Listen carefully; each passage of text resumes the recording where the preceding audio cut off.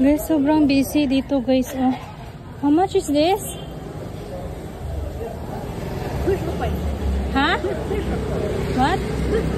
10? 10 rupees? Huh? 20 rupees? 20? 20 rupees? Guys, bumili lang ako ng malunggay. Ito yung hinahanap ko. This one. Thank you. Ito lang naman guys, hinahanap ko. Yung malunggay. So, nakabili na ako. Ito yung laging tinda sa sa gabi. Pero magtitingin pa ako dun sa dulo kung may kalabasa. Kasi naghahanap din ako guys ng kalabasa. So, mag-antay ako. Ayan. Gabi na actually. Ako lang mag-isa. Sabi ng asawa ko is malunggay lang daw yung bibilhin ko. So maghanap tayo ng kalabasa. First time ko na mag-isa. Wala silang kalabasa yata. Malunggay lang. Wala sila. Kalabasa hinahanap ko guys. So uwi na lang ako. Uwi na lang ako siguro. Ito 20 rupees yung nabili ko. Ganito kalaki. Meron ditong shop eh. Meron ditong shop.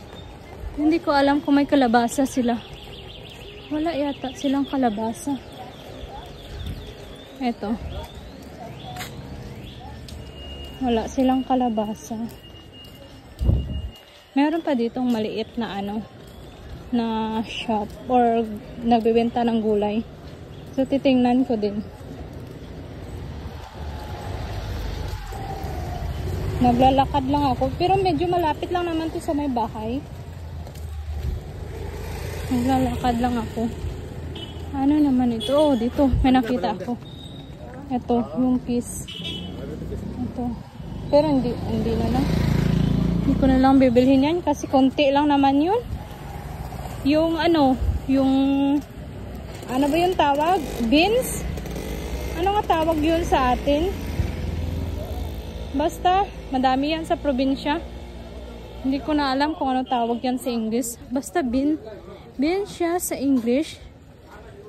Pero baka ibang beans yung ano nga to? Yung isipin nyo. Hingal na hingal ako guys kasi nagmamadali ako. Kasi gabi na kasi ayaw ng asawa ko na ako lang mag-isa maglalakad ba. Ayan. So, uwi lang ako guys.